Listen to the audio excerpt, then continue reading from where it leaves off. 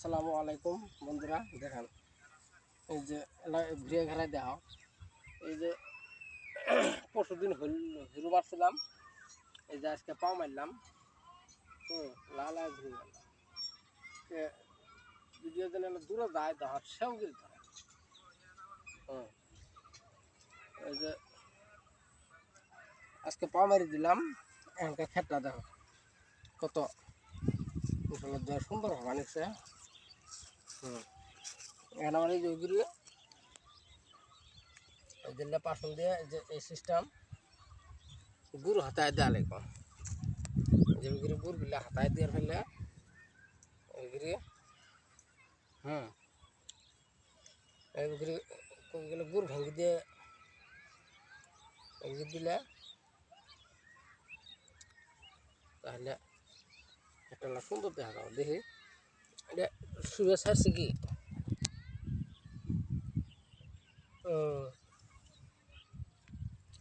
শুয়ে ছাড়ছে।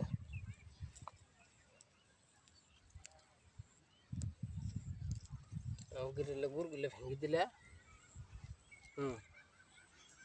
সুন্দর দেখা যাবে।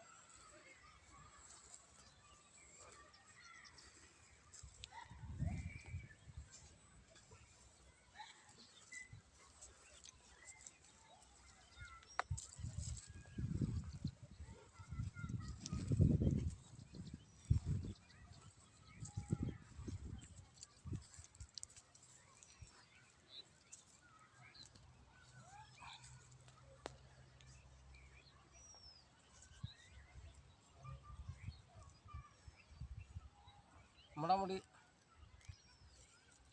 যেনারা কবির আবাদ করেন নাই, কর্ম বলে ভাবেন, কিন্তু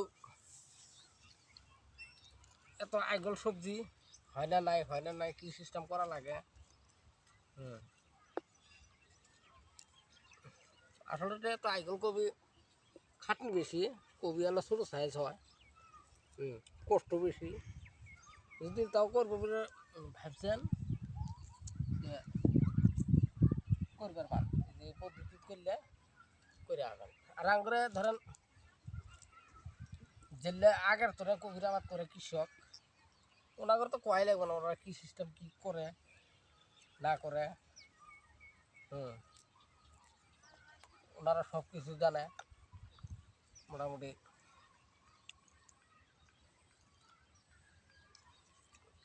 অভিজ্ঞতা আগের তো কতগুলো বেশি আছে। চারাগুলো না ঘুরে দেখাও পাল্টায় থাকলে যে এই যে এটা ড্রেন কেটে দিলাম, ড্রেনটা দেখাও। এই যে এটা ড্রেনটা এবার দিয়ে সাথে নামা ও মধ্যে ঘুরি এবার দিয়া ঘুরিয়ে আনি এবার মানে ড্রেনটা কেটে দিলাম। এই ড্রেন এই ড্রেন দিয়ে পানি দেয়া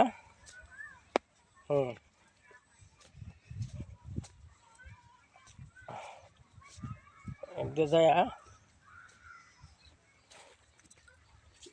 এই সিস্টেম যায় এবার যায় এই মেরে পাকারা নেমে নামাই দিলাম।